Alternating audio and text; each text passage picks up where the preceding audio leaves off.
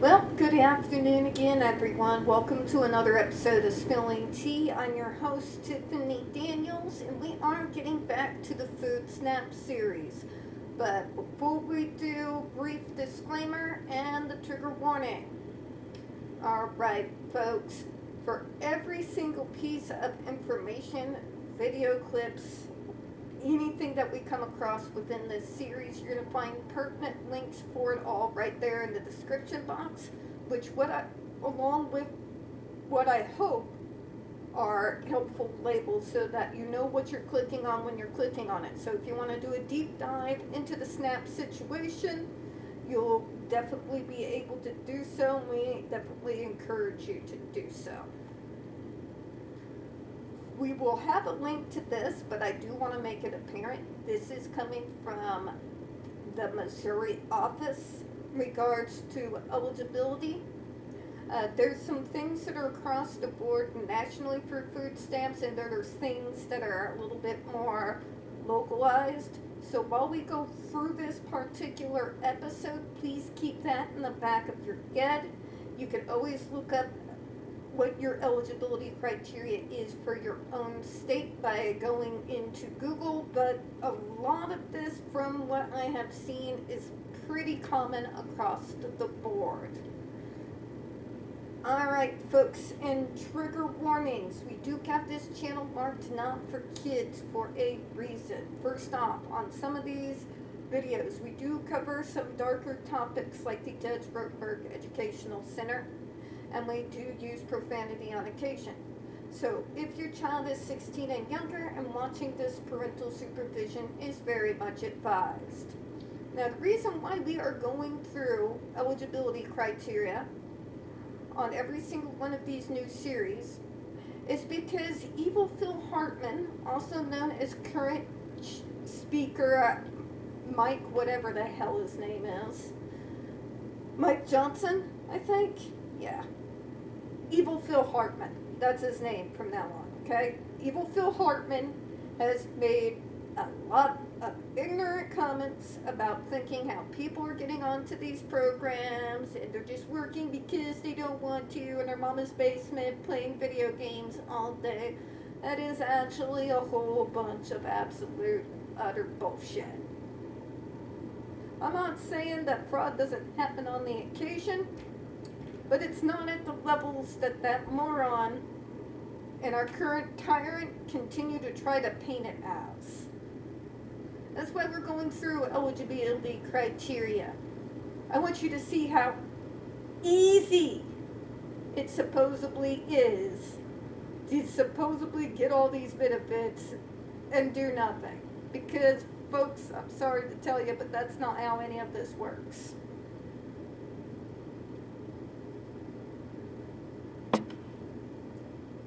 Alright, now we're not going over what is SNAP because I think we all understand what that is.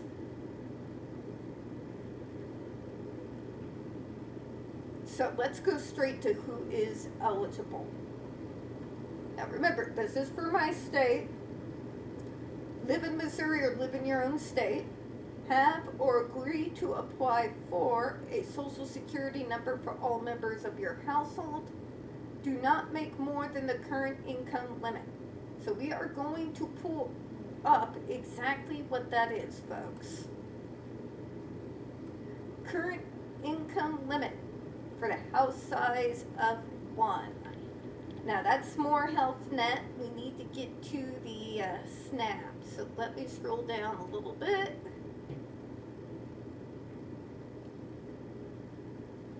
Okay. They're probably energy assistance program.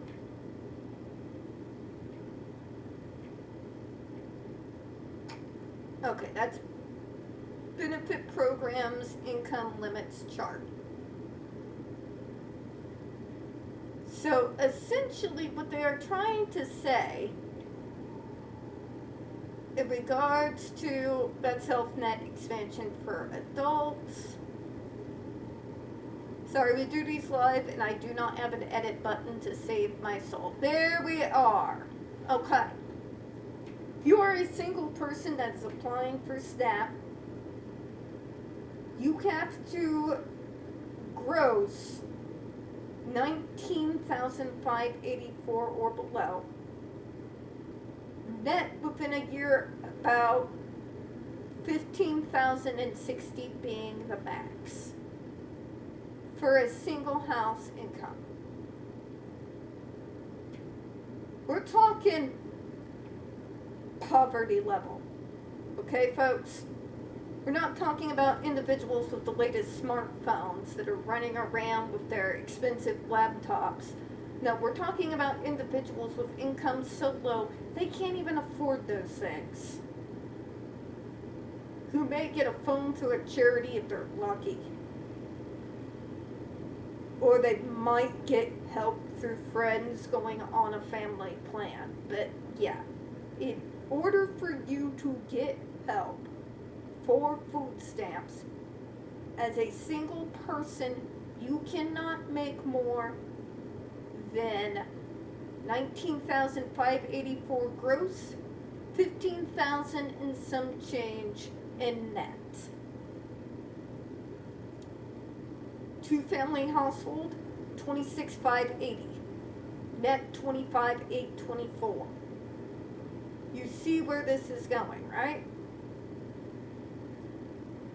So 130% gross income and 100% net income. So we can see that right there. You can't live on that within a year. Not with paying full rent, full utilities, and be able to survive. Along with food, medications. You guys get the drift, I'm sure. Right? Okay, let's go back where we were. Now, pay attention to this next part. Do not own more than $3,000 in resources. $4,500 if at least one member of your household is over the age of 60 or disabled. Now, they're going to tell you what those resources are that are not included. They do not include your own vehicles, life insurance, burial pots, prepaid burials, personal property that does not bring in an income, savings and pension plans, Indian and Alaska Native payments, or any resources you do not have access to. Now, having been a person that used to have to renew SNAP benefits every 6 months or so back in the day, you get asked a whole multi-series of questions. Like, if you have a boat or any property that you would be able to liquidate in order to get cash. Do you have any 401k or anything in which you would have immediate access to if you would sell off some stock? Right?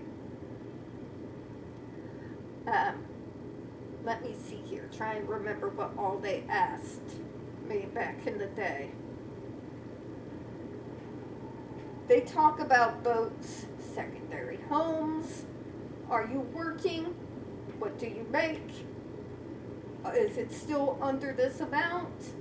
Okay. Work requirements is you can continue to receive until you get over a certain threshold. If you don't immediately report when you get into a job, if you started with being jobless, there's of course penalties that come with that. So you can't go in to one of these offices and say, hey bro, I would like to get some food stamps, and they just hand you a card. You go, cool man. Not how any of this works. The whole process generally takes about an hour and a half to 2 hours. They fine comb and ask you multiple questions And then you have a day or two where they go behind you and fact check your ass. So, for example, if you are a boy living at home in your mom's basement, but she has the ability and has been providing you food and everything you need, as well as shelter, more than likely, you're not getting food stamps because you are receiving help from a relative. And that is one of the questions that they ask, by the way. For the individual who attacked me saying certainly your family could help you, I want you all to realize some of the questions that they ask during the whole assessment to determine whether you get food stamps or not is they question you extensively in regards to, are you reliant on your parents? Do you live near your parents? Do you have easy access to your parents? Are they able to provide you with cash help? Or would they be able to bring you over to them if you can't handle it and feed you that way? They ask you all of those questions before they approve you for the card. If any of those questions is yes, I live with my mom right now, she's providing food for me, guess what? SOL.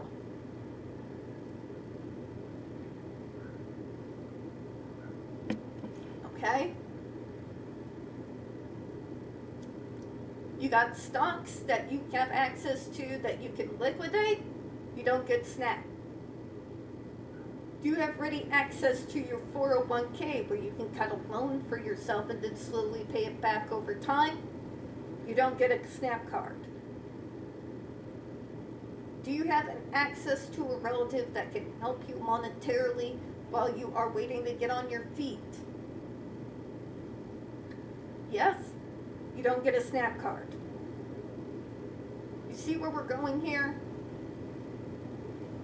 It's not that easy to actually be able to qualify for the SNAP program, as all these Republican morons continue to act like it is. Okay?